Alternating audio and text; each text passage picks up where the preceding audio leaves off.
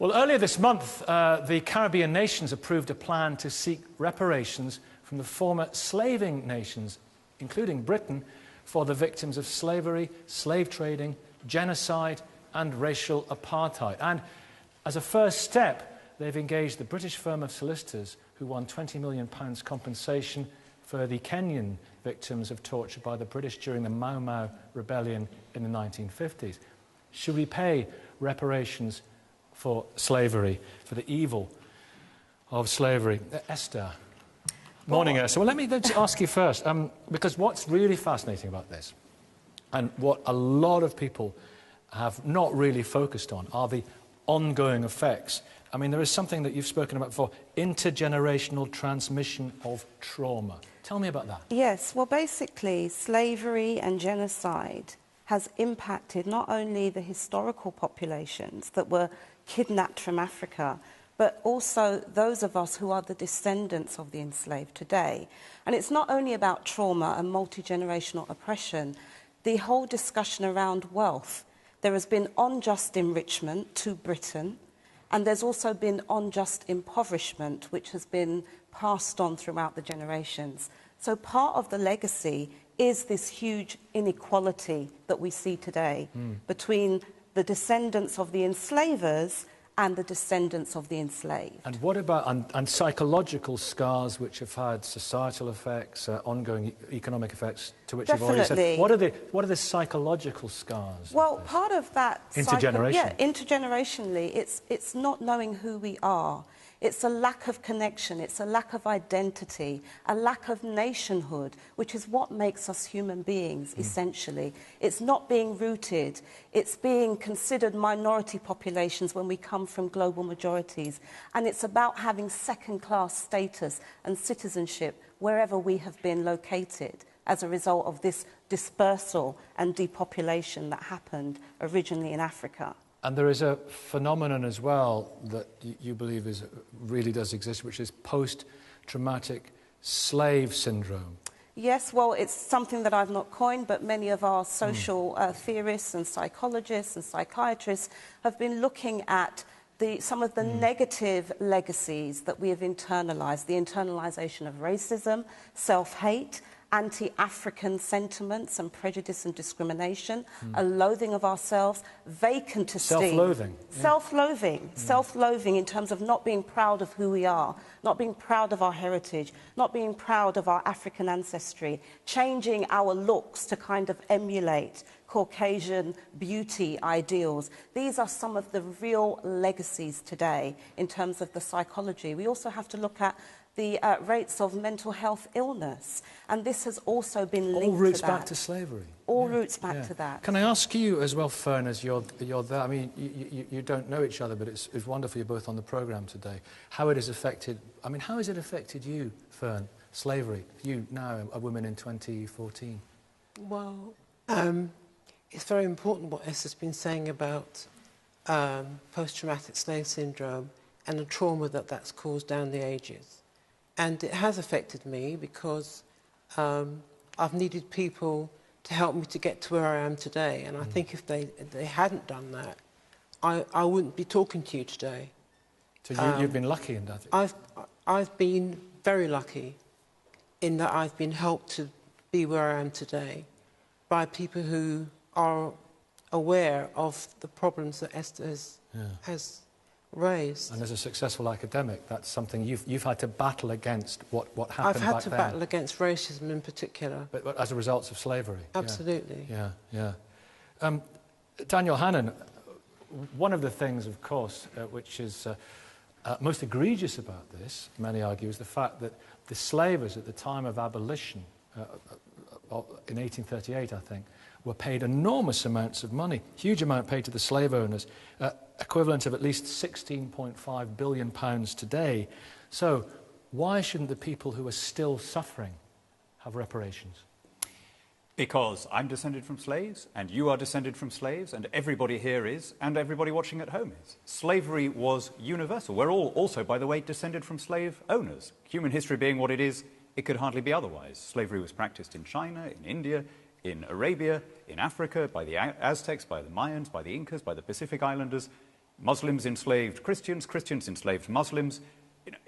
And therefore, if you're looking at paying reparations, anyone whom you choose to pay is statistically certain to be descended both from the owners and the owned. There were 3,000 black slave owners in the US on the eve of the Civil War. We are, if you like, all in this together. And it's therefore very difficult now to look at a population. I'm not talking about continuing slavery, which is a huge issue and where we could be doing a great deal. But if you're looking at past slavery, it's just a question of how far back you want to go, and we're all slaves.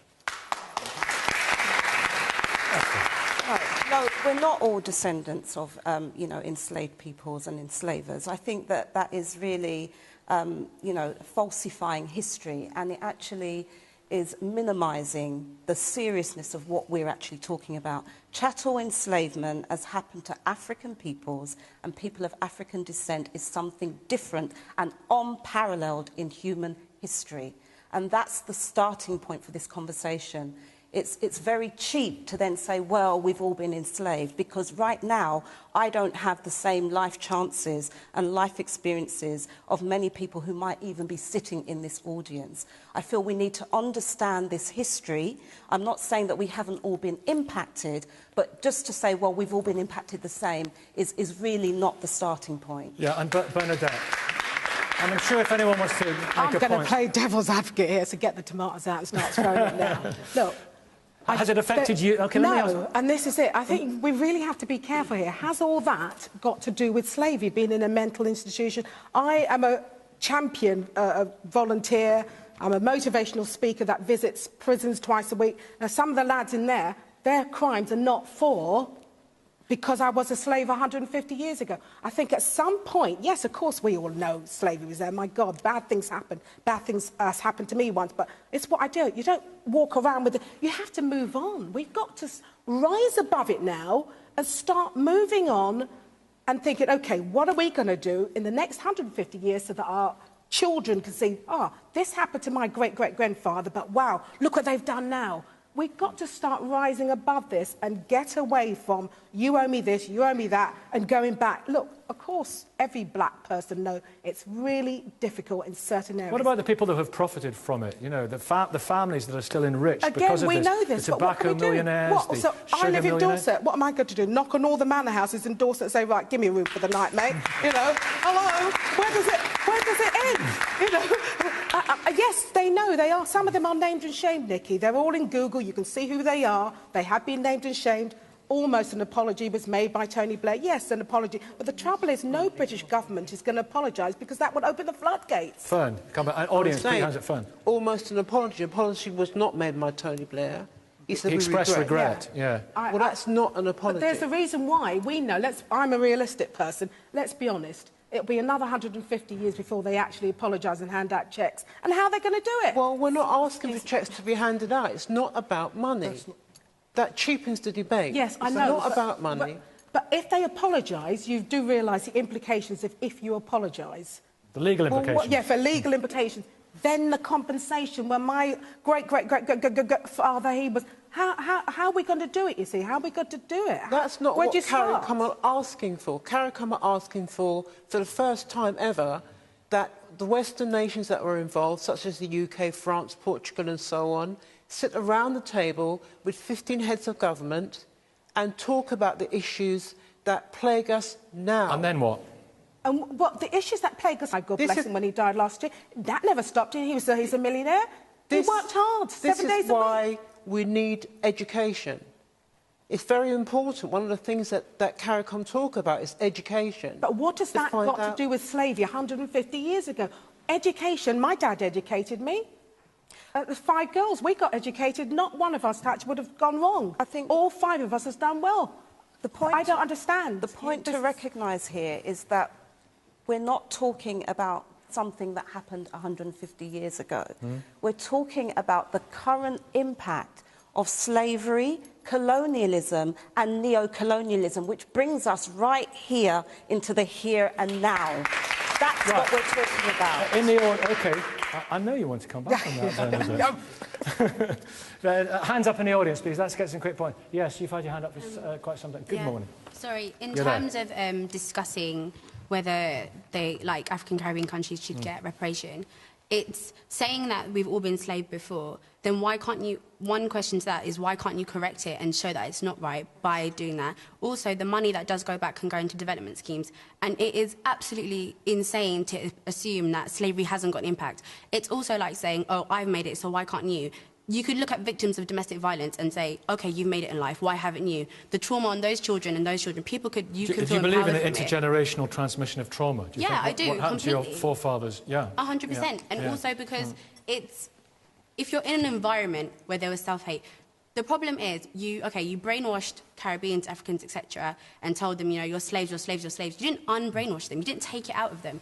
It has to be us building ourselves in order to remove that mindset. And society also has to open its mind. But you need schemes, you need things in place. We need economic power as well. OK, let's address that in a minute. Anyone else who wants to just make a quick point? Over here, there was someone.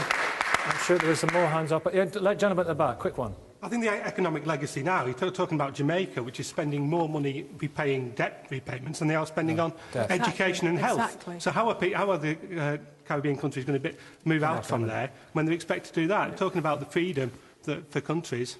And that cancellation of debt is one of the CARICOM demands, isn't it? That's one of the things they're arguing for. And that would have a massive impact, would it? It would do, but what we actually recognise, it goes beyond debt cancellation because the debts are illegitimate debts. It's debt repudiation. The people of the Caribbean didn't owe anything, and the reason why these debts were imposed on them is in itself a legacy of colonialism that must be corrected.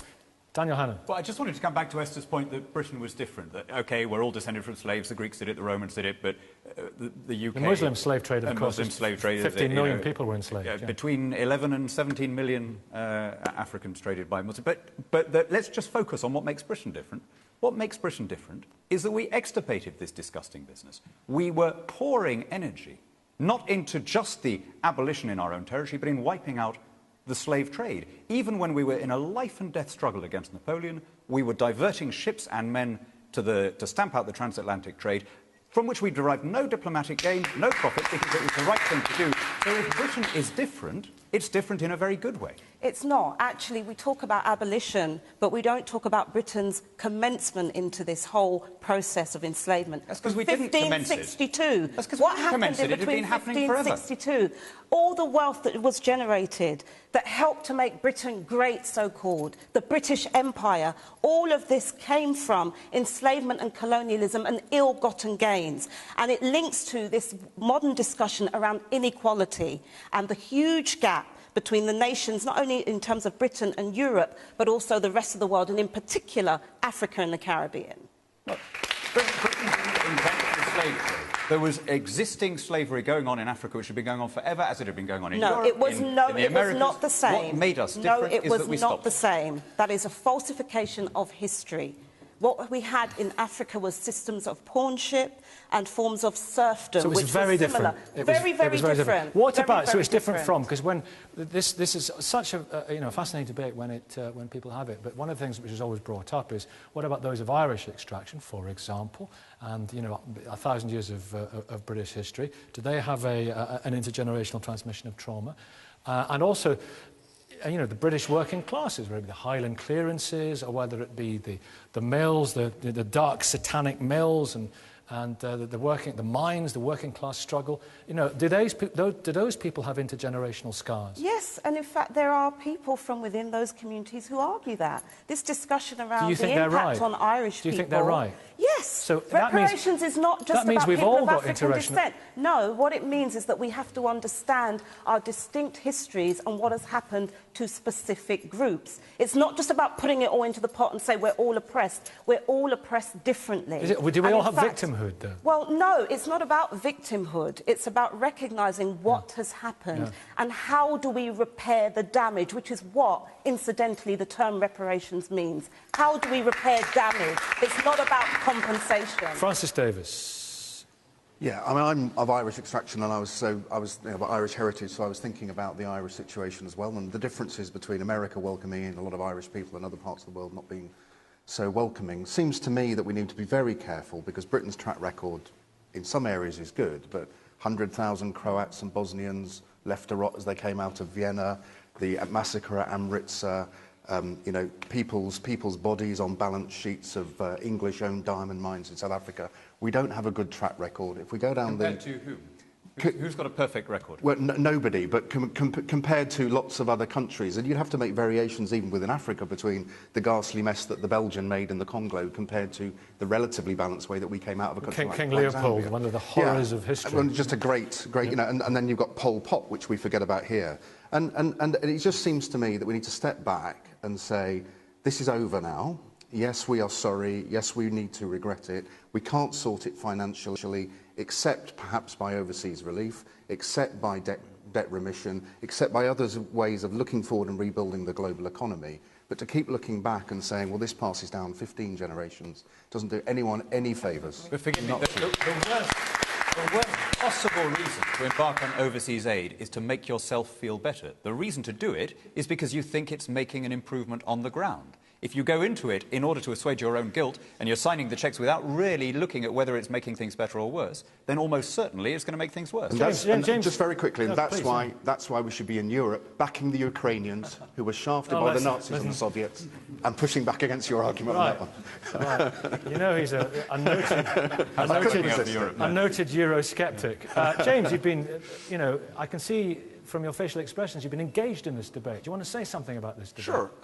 It's an extremely interesting debate. In fact, we had it in the car on the way down here this morning. We started it off. I think a couple of things. First of all, I agree with Daniel that these are terrible evils, and Britain was the country that stood by and actually, in fact, it was the Royal Navy which was instrumental in stopping the trade. And I think that's extremely important and should be actually celebrated. And as you say, no country was perfect, but Britain was probably better than a lot of other countries. And so for us to sort of be the first port of call in demanding reparations it's just slightly strange, really. No, it's not. And in fact, what trade? What slave trade? That's not a term that comes from us. In the same way Jewish people talk about a Shoah, a Holocaust. Yeah. For us, it was a Holocaust. Sure. For us, we cannot move on. And it's not a victimhood thing. There are two dimensions to repairs or reparations. Internal and external. Internal is what we owe ourselves, how we have to reclaim our agency and our self-determination. But do what the Jewish community does then, and light candles and pass the No, they do more than that. There was the establishment of the State of Israel and billions of dollars to maintaining it in terms of compensation. It wasn't just about lighting candles. Well, should we feel guilty? No, this is not about a guilt complex. It's not about white guilt. But if you've got, if you have a transmission, intergenerational, I have to write it down because it's kind of trauma. Intergenerational transmission of trauma and depression. Is there then? There was a story recently about Dominic Cumberbatch's great-great-great-grandfather, whatever, was a slave owner. There are others. Is there an intergenerational transmission of guilt? Well, I think so, and I think that's part of why this debate gets shut down and why it gets minimised. But that's not what we want. What we want is a conversation so that there can be greater understanding in British society as to how we've come to be where we are. So that's about history. What we need then to tidy up history, put things that were deleted back in. Black History Month, this is about our community helping one another and passing the world on rather than going back, you owe me this, you owe me that. We need to sort ourselves out first and then we can spread the word. Well, it's both, actually. It's not one or the other. It's both internal and it's both the fact that there are people today, families today, institutions in Britain today that are basically surviving on, thriving on ill-gotten gains, capital, wealth, assets. But can you ever see a moment when it is over? Well, there can only be over well, let her answer. You asked the question. Here's the answer. Only when there is justice, and there hasn't been justice. What does that look like? Why is it so hard to recognise the justice cause of people of African descent? There's a huge amount of complicity in this argument. Are we less than human beings? No, is that what you're saying? Does everyone else have a right to a recognition of their experience, but we must just forget it and move on? Is that what we're really saying? Is that what Britain is about? For a long time, and people from minority communities fought heroically for the right for everyone to be treated the same. Equality under the law is one of the things that defines this country and that should make us all very proud, which is why I find it very sad to hear you arguing that we should be treated differently. Equality equality under the law. That's on paper, statute. Why do we still have discrimination? Okay, Ben. Why is there huge income inequality? Yeah, Ben, that's wealth inequality. an issue still. that Ben is very much focused on, as we heard from the previous debate. Should this be, given the horror of it, and I remember not knowing much about it, read a couple of books on the Atlantic slave trade, and they just jaw-droppingly evil and horrific. People being thrown off boats as if they were cargo for insurance purposes. It's just egregious and wicked in the extreme. Should this be a priority? It was a shockingly evil part of history. You know, the reason the boats had to keep going was because the women could no longer give birth, because they had been so ill-treated that they were no longer fertile. And even today, the poorest parts of Africa are those parts from which the slaves were taken. Even today, the latest statistics show that the poorest parts of Africa... DRC, CAR... And the West African coast remain the poorest parts. So the consequence of this horrible history is still felt today. Yeah. And so anything that people can do, both to acknowledge that injustice, but also to make the world a better place, a fairer place, is a good thing to do. Aid is right, in part, because we are atoning for our history, and also because it means kids in school and kids alive who would otherwise be dead. So the work towards a just world and a world that recognises history is so important, and I think Esther's really set it out very well today. Thank you all very much indeed. Now, you can join in all this morning's debates by logging on to bbc.co.uk/thebigquestions. Follow the link to the online discussion. And you can also, of course, tweet. It's hashtag BBCTBQ. Tell us what you think about our last big question, too. Can illness be cured by prayer? If you'd like to be in the audience at a future show, email audience@menton.tv. We're going to be in Glasgow next week. We're going to be in Bristol on April the 6th. And then after a 2-week break for the London Marathon and Easter, we're bouncing back from York on April the 27th.